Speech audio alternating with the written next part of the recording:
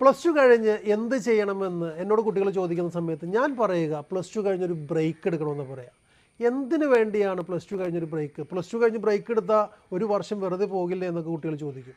ആ സമയത്ത് ഞാൻ പറയാം, ലോകം എങ്ങനെ മാറുന്നു എന്നറിയാൻ വേണ്ടിയും പുതിയ ലോകക്രമത്തിലെ കരിയർ സാധ്യതകളെക്കുറിച്ച് അറിയാൻ വേണ്ടിയാണ് എന്ന് ഞാൻ പറയും. അതുകൂടാതെ ഒരു സെൽഫ് എക്സ്പ്ലോറേഷൻ നടത്താൻ ഇത് വളരെ നല്ലതാണ്. കാരണം ഇന്ന് പ്ലസ് ടു കഴിഞ്ഞിട്ടുള്ള നമ്മളുടെ കോളേജുകളിൽ കാണുന്ന കോഴ്സുകളെല്ലാം തന്നെ വളരെ ഔട്ട്ഡേറ്റഡ് ആണ്.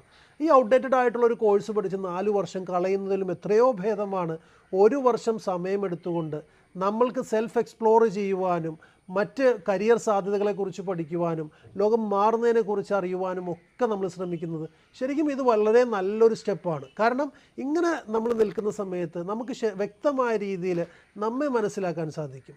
വൺസ് നമ്മളെ മനസ്സിലാക്കി നമ്മളുടെ കേപ്പബിലിറ്റി മനസ്സിലാക്കാൻ സാധിക്കുകയും ലോകത്ത് മാറുന്ന ആർട്ടിഫിഷ്യൽ ഇൻ്റലിജൻസും മറ്റ് ടെക്നോളജികളും കൊണ്ടുവരുന്ന മാറ്റങ്ങളെക്കുറിച്ച് അറിയുകയും ചെയ്താൽ പുതിയ കരിയർ മേഖലകളെക്കുറിച്ച് നമുക്ക് മനസ്സിലാക്കാൻ സാധിക്കും.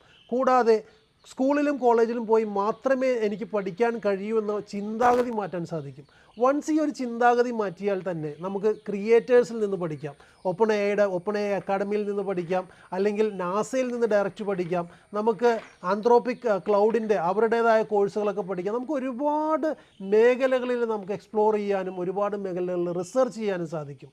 വൺസ് നമ്മളുടെ കേപ്പബിലിറ്റി തിരിച്ചറിഞ്ഞു കഴിഞ്ഞാൽ പിന്നീട് മുന്നോട്ടുള്ള യാത്ര സുഗമമായിരിക്കും.